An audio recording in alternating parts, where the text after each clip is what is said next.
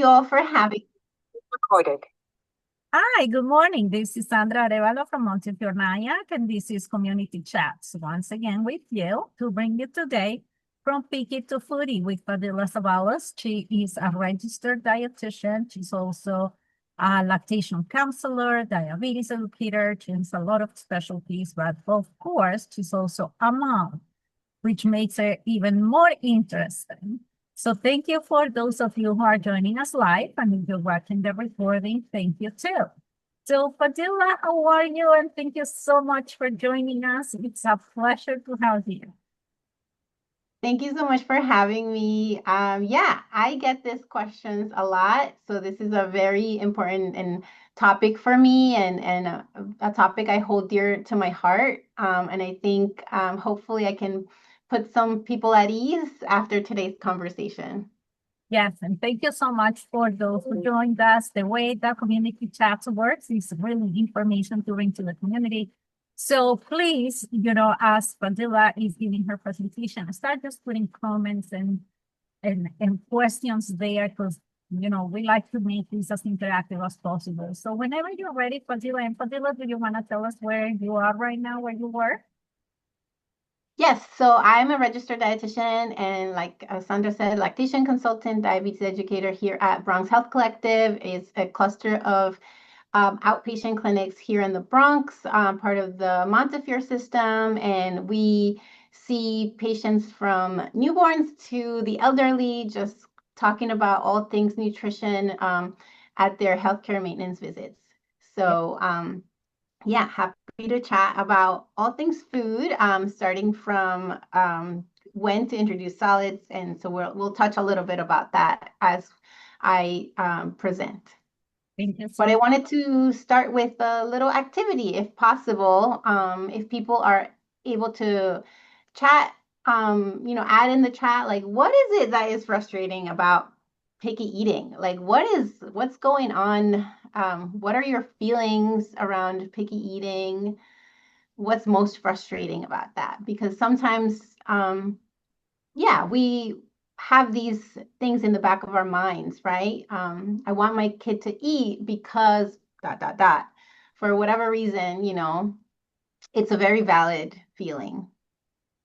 So hopefully we get some thoughts in the Please chat. use the chat to respond to these questions. I'm gonna start. I mean, for me, picky eating means um especially for children and even for adults, when you give me a hard time if you don't like anything to eat and you just prefer certain foods and your menu is like very limited and you wouldn't eat anything outside of those, four foods that you Mm, and what's most frustrating is that, especially no, with both children and adults, you want them to eat, right? And you just don't know what else to do. That's what's frustrating to me. And yes, we have some responses here. So it says, I can get my daughter to eat healthy food. And another one is there is worry that their child might not get all the nutrients they need in their diet if they are too. yeah. And I wanted to start this conversation by acknowledging those feelings because, sometimes we are projecting these feelings and bringing this pressure when at the dinner table, right? At the table. And so I really want to kind of hold that space for us to think about like what's behind this frustration, what's behind us wanting our kids, or even other adults to eat a certain way. And I just want to, how help you understand like it's normal and it's valid. And hopefully with these strategies, you can also kind of understand that you can do your best and still have them be picky and but with using these strategies hopefully it can also ease some of that tension, some of that frustration, and in order for you all to have a better time at meal times and just have a little bit more of a fun environment at the dinner table. So with that, um, my objectives is really to have you understand, children's unique growth and development. This might also be applicable to adults or, older folks, teenagers, but I kind of wanted to talk about children first. And then also learn a lot of strategies to prevent and even address picky eating behavior. So preventing it from happening and also kind of having some ways to mitigate it and to improve it if it's already a behavior that's happening in the household. So with that being said, I wanted to start talking about the growth and development because we all come in different shapes and sizes, right? And if you're not familiar with this graph, this is the CDC growth chart. And so if you have children, you might be a little bit more familiar with it. But basically, when a child goes to the doctor, they get their height and weight taken, and that is plotted on this growth chart. And from the moment they're born, their growth is kind of tracked to make sure that they're following that trajectory. And ideally, kids follow the same weight trends and the same curve as they grow. And so, it's really easy to compare one child to another, but in this way, we're able to compare the child to themselves, right? And so when we see, we have like a child who's really healthy, they might or fits the ideal, right, in terms of like their weight or their appearance. Sometimes that can be a source of anxiety for parents because, some kids are bigger than others.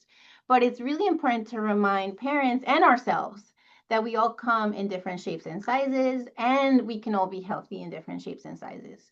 So just like we can't compare ourselves to, say, a football player whose frame is much bigger, whose activity is much different from ours, it's important to understand we can't have that comparison from one child to another, right? Because their height and weight percentiles might be different from our own child. And so, with that being said, kids come in different sizes. So some children are at the 99th percentile and they're born, chunky, and that's just how they are. And that's totally normal, so we wouldn't expect this child to be at the 10th percentile. That would be a really big red flag. Same thing with a child that's at the 50th percentile. Crossing percentiles, that means that their weight might be trending a little too high too quickly. So it's just something to keep in mind. Maybe something to pay attention at the next pediatric visit. Just something to understand that, like, for your own child, like, this is their own trend, their own weight. So with that being said, there are some developmental milestones that children need to meet in order to eat, right? In order to eat, they have to be able to sit up and unassisted and have the muscle strength to lift their heads. And this is where tummy time comes in. And if you have a child that's really small, in the newborn age stage and upwards of the 3-month stage, they need a lot of tummy time to develop those neck back muscles to then lift their head enough to sit up straight by 6 months. So although they are not fans of tummy time, it's exercise for them, and that is really important to be able to sit up straight and unassisted by 6 months, which is when we start talking about introduction to solid foods. Another thing that is really important to talk about is the stages of introducing food. At first, we want kids to eat, but in order for them to eat, they would have to tolerate the food in the vicinity, right? They have to think about they have to be okay with just food being around them. Then we would like them to interact with food, either touching it, you know, smelling it, before they even put it in their mouth to eat. If you think about it, developmentally, kids love to put stuff in their mouth. That's how they explore. But before they do that, they often, hold it, look at it, and then eventually it finds their mouth, right? And they also explore with using their mouth and their senses. So they might bite things, and they do this with toys. And other things, right? That we might not want them to put in their mouth. But these are all stages in which kids um, interact with food in order to then eventually eat. Um, so research shows that it takes upwards of like 15 times to introduce a new food before a child will accept it. So if they make a face, don't worry about it. Don't react. It's not a big deal. You can move forward and introduce it in another way. We'll talk a little bit more about that in strategies. But I just want to make sure you have the foundation, and understanding that childhood development and also like their own growth and acceptance of foods can be, unique. Um, that being said, we're gonna, move forward with setting the stage for success. So how do we make sure that our child has the proper foundation for success in introducing new foods, whether they're younger or older. Some of these are key, right? So, are they developmentally ready for solids? If a baby is 4 months, it's a little too early to have them try solids. Some parents like to introduce foods a little early. Um, this can be a little worrisome, right? Because it can be like a choking risk. We don't want kids to have foods in their mouth if they're not ready for swallowing and all of that stuff. So, we don't want kids who are not able to sit up unassisted to try something um, that can be also a choking risk. So, are they developmentally ready for solids? So, typically that starts around 6 months. Um, can they hold their heads up unassisted? Can they sit up? Are they showing interest or signs of hunger when you're eating? That's another really good sign that they might be ready for some tastings, right? Are they well positioned to eat? This is very key. I have a visual here just for high chair positioning, and this is taken from a blog from Feeding Littles, and I'll share more information about them later. But basically, you want to make sure your child is sitting at a 90-degree angle, so that they're able to sit up and move forward, right? Because when we eat, we move forward. And also, they have some foot support.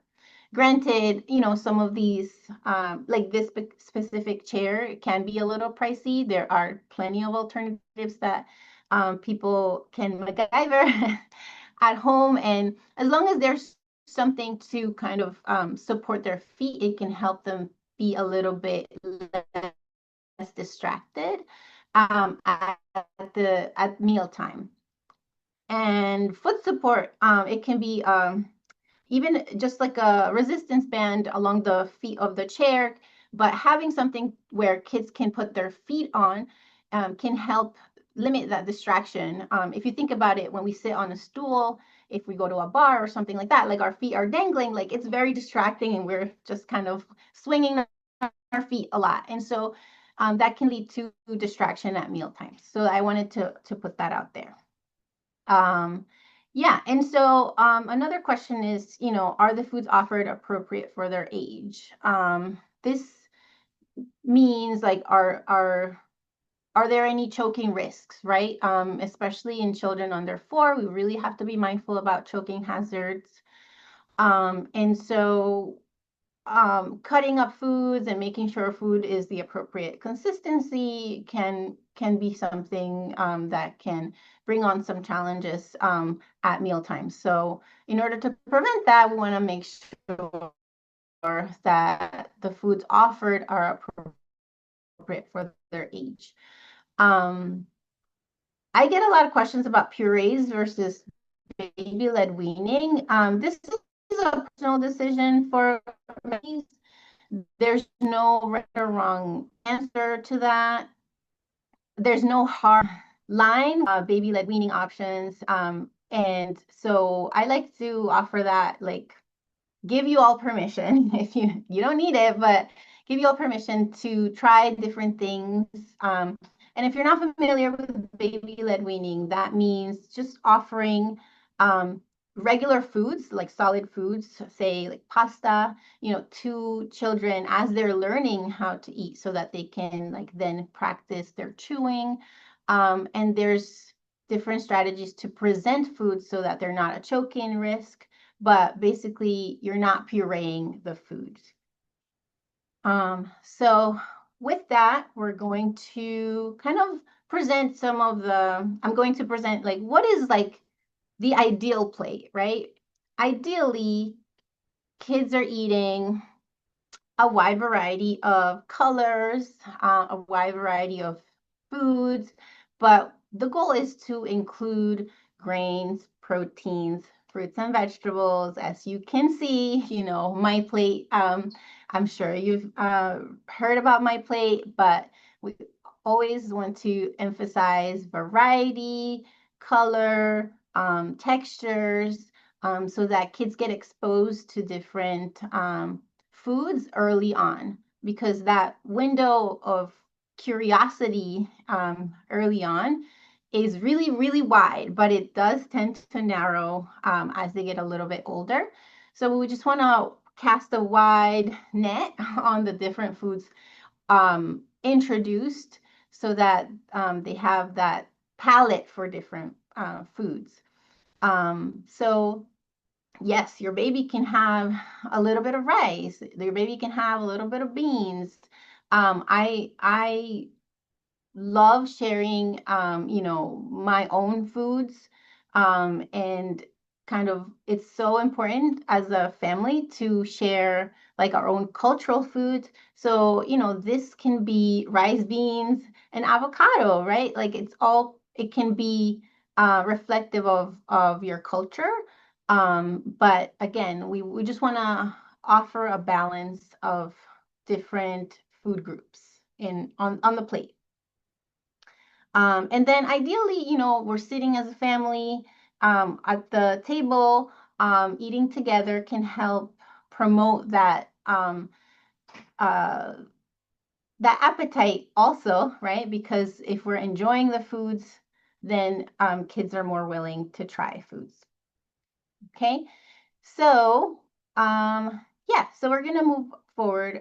Maybe I can pause here for a little bit and then we can go into like strategies. Does that sound okay? If there's any questions in the chat, maybe I can address them. No questions so far. I think we're good. Okay, great. Great. So in terms of strategies, I always like to start with letting kids feed themselves. When parents first introduce solids, some parents feel like they need to do the airplane with the purees and having to like have the baby open up their mouth. And while that strategy, you can still try that, another strategy is just to let them feed themselves. Kids are naturally curious and they will gravitate towards whatever is presented to them. And if you give them enough time, they eventually, some of that food will find their mouth. Like I said, it's just a part of their exploration. And so I think this is where it's important to understand the division of responsibility, which is a concept by Ellen Satter, who presented this division, this um, theory, right?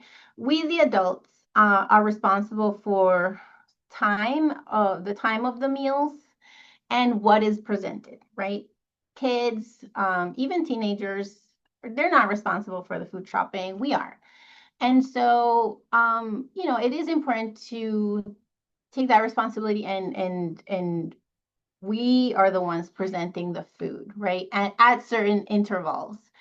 But their responsibility is to eat or not eat and how much. And so this is, as the adult, we are presenting them with food, whether it's, again, purees or baby-led weaning, that's up to you, but your job is done. Your job is done. You presented a balanced meal, of bread, eggs, strawberries, that sounds like a pretty solid meal.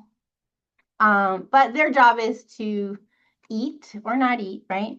Maybe they are cranky, maybe they're sleepy, and they're not hungry. But maybe they just came from the park and they're really hungry. So their responsibility is to eat and how much. Um, so this can vary, but it is important to let them eat, feed themselves. It also encourages independence, right? And it helps with the motor development of getting food into their mouth. So this is a big one. I, often see parents, with the spoon, and then cleaning them after, that's can be really invasive and can again bring on negativity, frustration when kids are eating. So my number one recommendation is to let them eat by themselves and then, clean them up after. They will make a mess, and there are some strategies to, um, for the cleanup, but they enjoy food more when they're eating on their own. Okay. Second recommendation is encouraging food play. So sometimes, we just kind of want them to eat. We want them to eat, but they're playing with the food. And that can be a little frustrating as a parent. But our job is done. Like I said, once we present the food and we know we tried our best to present a balanced plate, it's their job to eat or not eat. And so if they're playing with the food, they're taking steps on that ladder um, to get to the point where they will eat. So, they are tasting the food as they're putting it on their face. They are, and this makes for the best pictures and videos that you'll reminisce later on. So don't forget to take pictures. But, touching the food, smelling the food, all of these things are really important. So don't rush them through the process. They might want to touch the food and play with the food first, and then they kind of put it in their mouth, and then they kind of find a taste for it. So oftentimes I also hear parents that like we might eat together, but we, the adults, tend to eat a lot faster than children. And so, trying not to rush through the process and letting them do their thing. Eventually, if you're done, just give them a few more minutes to see if they're willing to eat. Sometimes we're so concerned that we're done and they're not, they haven't even started, that, it can be discouraging. But like I said, they definitely need to kind of like explore the food, kind of get a sense for the food. But we have to allow for a more leisurely mealtime for them because they're just learning. And like I said, we adults eat a little bit much faster than children. Okay, So I'm just going through my notes here. Yeah, like I said, there are strategies to manage the mess, which can include, wearing a bib, long sleeve bib, so that you can protect their clothes. Oftentimes those are waterproof, so you can just kind of rinse them off after. And then also having something like a mat or something to catch any food from splattering on the floor, um, because that is another reason why a lot of parents tend to avoid giving kids the freedom of feeding themselves, right? As many things, um, in life, like some of these things are tough, but also they don't last for long. And the more independent they are, the more skill they will have when they're eating by themselves. And some people have dogs, so that's really nice that they can clean up the floor after. So yeah, like I said, avoid cleaning them until they're completely done with the meal to um, so that they are exposed to those textures and can desensitize them from like those textures. Because I feel like what I hear the most is like children don't like certain textures. And so, yeah, so this helps to desensitize those feelings. Okay, so next strategy is to start with small tastes and portions. Um, as adults, we often project how much we think children need to eat. And so sometimes we serve them a huge plate or what we think is appropriate for them. So, like I mentioned earlier, the division of responsibility, your job is to offer the food and ideally something like a vegetable, a fruit, a protein, and starch. So, if it's spaghetti with tomato sauce, maybe like a meatball, don't fill up the whole plate. But if they are finished and they want more, ideally they get more, right? Sometimes we want them to eat all the things all at once, like we do, right?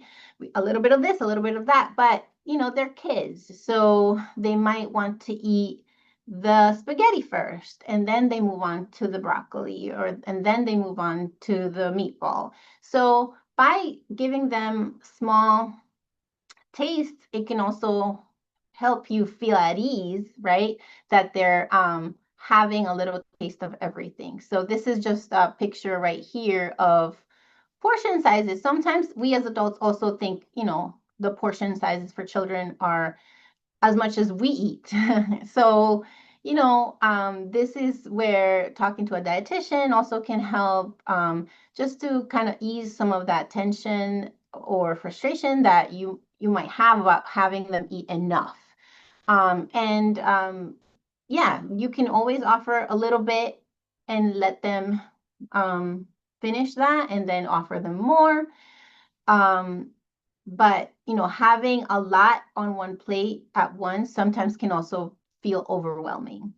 I like to kind of help adults visualize that as like, my analogy is like, if you're going to a party or you're going to a restaurant, and you might not know what the flavors are like, or if they're a good cook. You might feel a little overwhelmed if they're serving you a big platter of food, and are expected to finish that. So, just like for ourselves, like it is important to be a little bit more realistic and in terms of like the portions, and have them have little taste. If they like it, great, they can have a little more. And then hopefully that also can ease some of that tension at the dinner table. Okay, so another really fun strategy to help with introducing something new. So if you know you want to try something new, it's easier. I'm not going to say it's perfect every time, but it's easier to introduce something new when they're paired with something that they already like. So if they like strawberries, there's nothing wrong with offering strawberries and broccoli on the same meal. So just think of, pairing something and that you like, and having something new. So that kind of connection, it builds that like positive association with the new food. So, it's not to force them to try it. We would just want to put a little sample of it with something else that they enjoy. This also can help ease the parents' tension, because you know that he or she, or they can finish something and enjoy something else on the plate. And that can also help you be at ease that they're getting some calories and some nutrients from the foods that they enjoy. And this might mean, serving a vegetable with French fries. That's okay. There's nothing wrong with that. Just ideas out there. Um, the next strategy is to offer the same food in different ways. So let's say, in this case, I put broccoli. So let's say your child loves broccoli, but only has broccoli steamed or only has broccoli from the Chinese food spot. That's okay. Let's challenge that. Let's push that boundary a little bit and say, hey, we're having broccoli in with a little egg bites, egg and broccoli bites. Um, they like broccoli, they like eggs, but they've never seen broccoli this way. And so this kind of strategy can help push the boundaries of what they enjoy, right? Maybe next time they'll have broccoli in a stir fry. Maybe next time they'll have cauliflower instead of broccoli in their egg bites. And so that way you can help introduce new things by challenging the food that they enjoy, in different ways. So, if they don't like broccoli steamed, they might like broccoli um, with some cheese. So this can also help in different ways. Even if a child doesn't like that vegetable, we just want to make sure you're trying the same foods in different ways. And this can also work for adults, right? If they don't like avocado for whatever reason, I've had patients who tell me they don't like avocado, but they like guacamole. Guess what? That has avocado. So in some ways, this can also help to challenge your way of thinking of a certain vegetable or fruit. So this is also very helpful. Um, this is one of my favorite strategies to get kids to eat. So offer a fun utensil. Kids' utensils are small, and they see it all the time. But adult utensils, they're different, right? They're sharper, they're bigger. And so kids often are interested in our utensils. So why not give them a fun utensil? Our utensil is a fun utensil for them, right? It's new, it's different.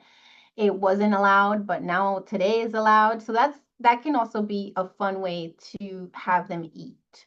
And sometimes you can give them the serving spoon. Why not? The serving spoon can be a fun utensil for them to get a taste of the dinner that was served with that spoon. So, or, just like we would lick the mixer for cake or frosting, this is a fun utensil. So why not try that with kids? Another strategy with utensils is just loading their fork for them. So this way, they might still have trouble with their um, dexterity, right? Finding and kind of getting the food with the fork, but you can help them by loading the fork for them. Or even just kind of like trading the fork. So you have a loaded fork and then you can trade it with them. I would say you can even use upwards of like 3 forks because sometimes kids love to hold on to 2 forks and then they still want another fork. So this is a really fun way, like I said, to kind of get them engaged with food in a fun way. There's even stuff online with like little tongs, little picks for the food. It's just a fun way to get them to eat.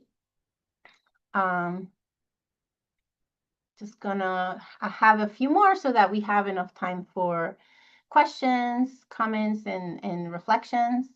But yeah, ultimately, we want to be the role model for our child, right?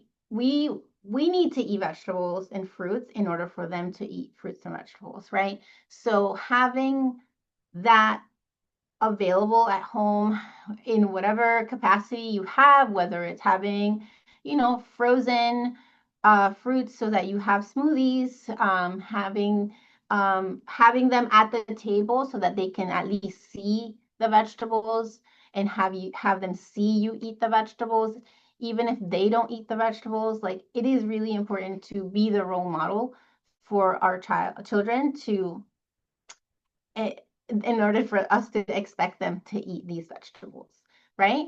And so, along the same line, um, having them feed us, or having them also eat from our plate is also another strategy that is very helpful to encourage them eating. So sometimes, mommy's food tastes better than from her plate than from their plate. So serving them from your food, having them feed you. That's another really fun way to engage in that family connection at the mealtime, so that it's a positive environment. We want meals to be positive, and that can also help with their appetite, even if it feels like it's they're not eating much. By having a positive mealtime experience long term, it can help them just eat a little bit better, because they're not avoiding this mealtime, right? So, in order for them to eat off of your plate, they can have like a deconstructed version of what you're eating. So if you're having mixed pasta, right? They can have the separate from the meatballs, separate from the veggies. It's basically the same thing, just a little bit deconstructed. Sharing food also encourages that tradition, right? Like your traditional foods, and your flavors, they can have a taste of, you know, um, your cultural foods, as long as it's not a choking hazard. I always like to point out choking hazards are really something that like we have to be really mindful of.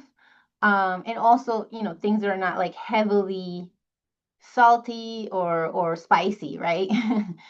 There's always like a tiny little caveat, but there's no reason to not introduce like your cultural flavors on their plate. Again, they're gonna have a reaction, and that's expected, but it is really important to just offer that time with them. Okay. Um, Limit distractions. I do hear from several parents that sometimes, tablets help them with meal times.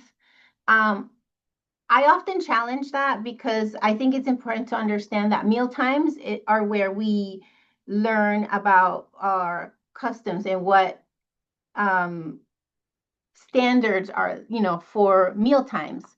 And we have to think about this long term, right? And so by having screens and things like that, we often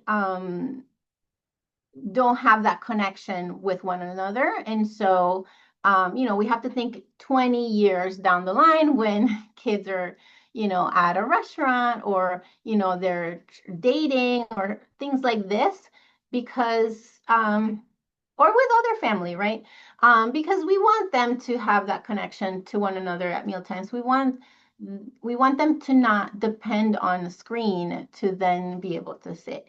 And this can be challenging for also for adults, right? But this is a conversation to have as a family about like values and things that are important. And so, sometimes this is a tough conversation, but having these distractions is not good long term, both for children and I would say for adults. So it is important to limit distractions as much as possible. And sometimes this might mean that, children are not at the dinner table until the food is ready, right? Sometimes, say if we go to a restaurant, there's a wait, right, until our food is ready. So, when food is ready, then that's kind of like all distractions are off. And then lastly, I would say, get kids into the kitchen. Um, you know, as long as you're comfortable with certain things, depending on their age, of course. Toddlers it might be a little chaotic to have in the kitchen, but they can try to pass things to you, right? Or they can try to wash things, if you can give them a potato to wash, like something, so that they also get involved in the kitchen. And having kids in the kitchen also helps them desensitize those senses, right? They can touch food, smell food in an environment where they're not expected to eat the food right away, but they're getting to know the food. So having this exposure also helps them um, just be more familiar with certain foods, even if they don't eat it, right? So just hopefully, the more they do this, also the more they're willing to try certain foods. Okay. Lastly, what you say matters. I think this can be a little controversial, but I think it's important to say, that what what we say sometimes can shape the way kids seafood. So, for example, if you say, no cookies until you finish your vegetables, we're putting cookies up here as a reward. And so, cookies are great. And so, little by little, we start to learn that I want cookies. I don't want vegetables. I want cookies.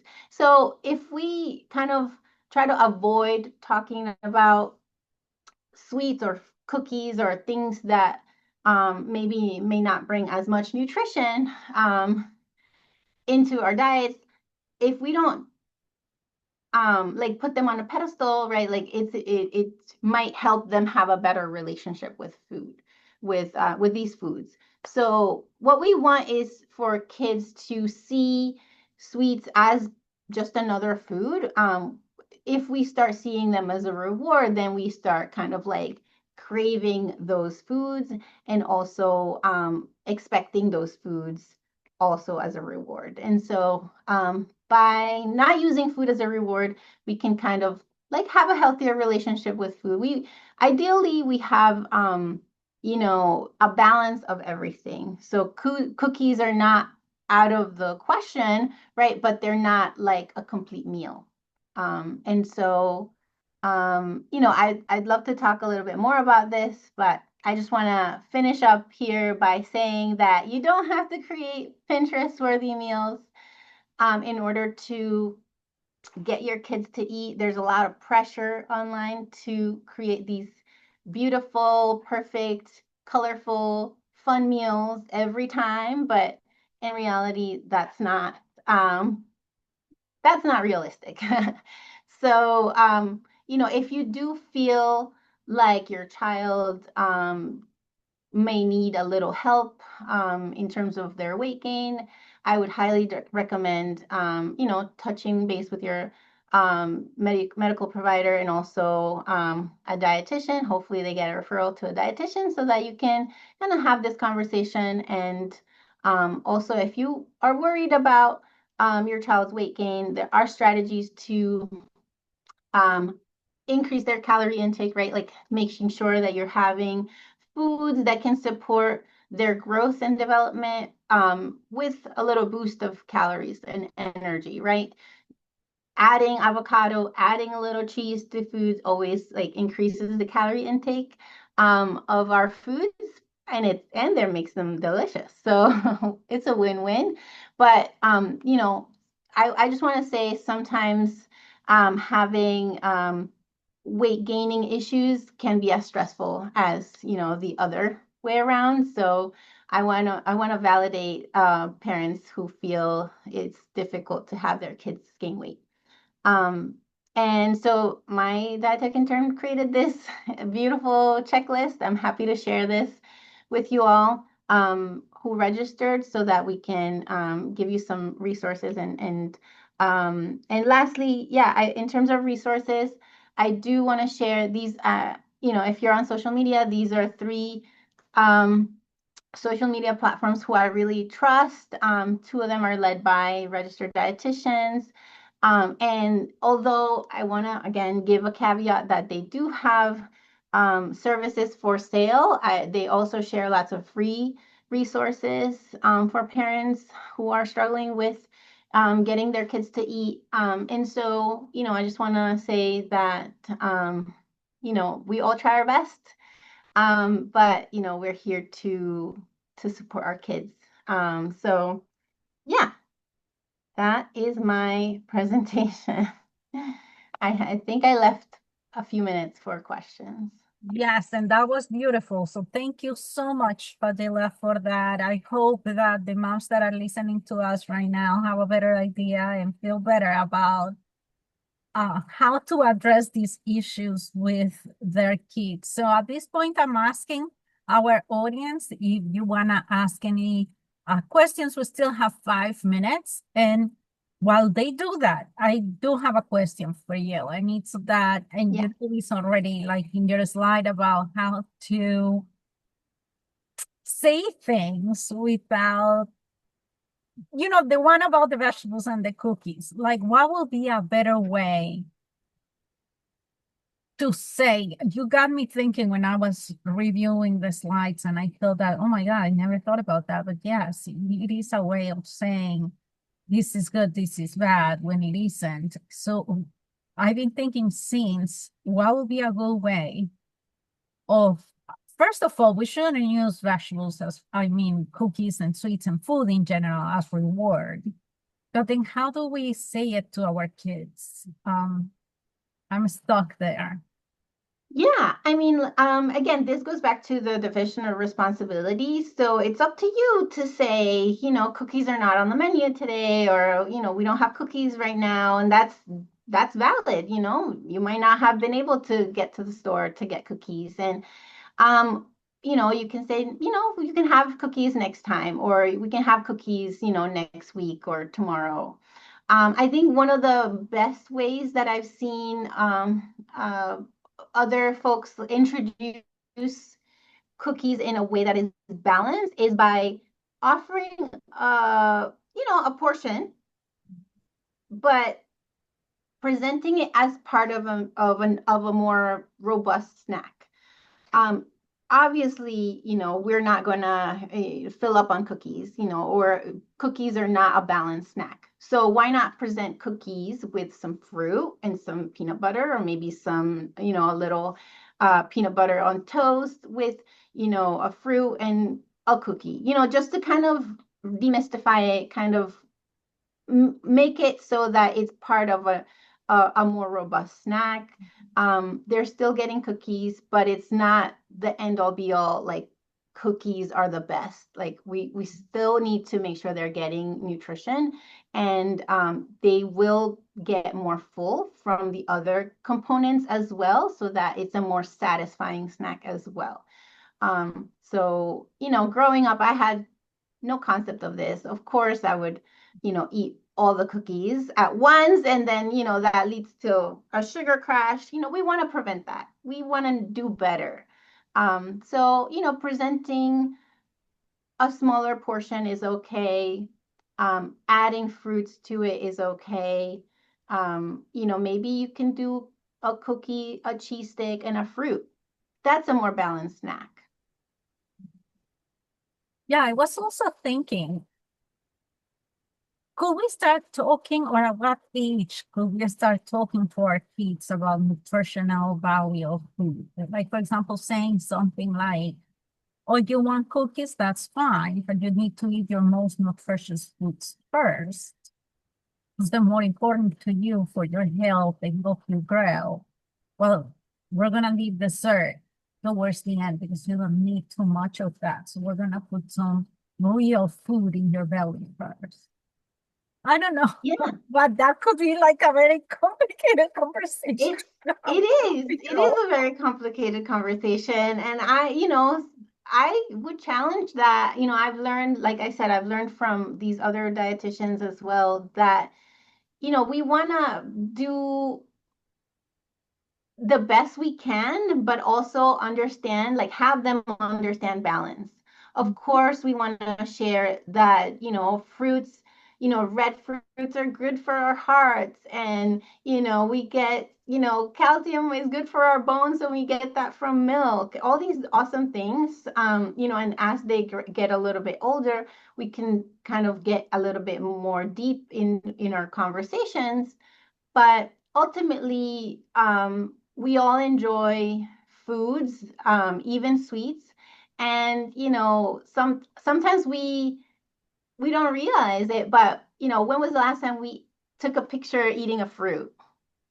We do that when we eat ice cream, but we don't do that when we're eating broccoli, right? So all of these experiences kind of add up to put certain foods in this bucket where we kind of just crave them, right? But that doesn't mean that we have a healthy relationship with those foods.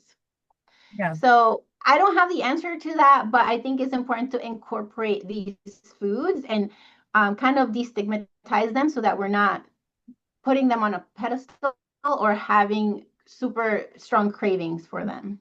yeah, Oftentimes, we just want to encourage a healthy relationship with food from childhood, so that kids are not binging, so that kids are not restricting. And I also didn't mention anything about weight, because in terms of like kids being having to be a certain weight, because kids come in different sizes. And so I've seen plenty of kids who are at the 95th percentile, but they're eating more vegetables than some of the kids that might be at a smaller percentile. So yeah. all that to say is all foods fit. Mhm. And maybe, this idea is just coming to me right now, but maybe it's time that we start changing our culture around food a little bit, and we don't make it just a pleasure, but a responsibility to our own bodies and our own health. Meaning, if we learn from a very young age that what I eat is gonna give me either health or disease or make me stronger or weaker, and which foods are which. And as I agree with you completely, if there is a space for every food out there, that what the the function of each food is in our bodies and how we need to provide our body with what we really need. Maybe if we all thought that way, maybe we will all eat differently, but that's something that needs to start from very early on in life, I guess. Yeah. Yeah, no, exposure is everything too. Mhm. Yeah. Yeah. Well, Fadila, thank you so much for doing this presentation for us. I really enjoyed it. And if you're okay with that, I would love to have copies of that handout. It's beautiful. Handouts that your intern did, they're so beautiful. So Thank it's you. very helpful. And I would like to share those with our moms when I send the recording because it's really nice. And I will talk to you soon. Thank you so much. And thank you to our attendees. And I will be sending you the link to the recording as soon as it's up so that you can share it with other people as well. Okay? Thank you, and I'll see you again next week in community chats. Bye-bye.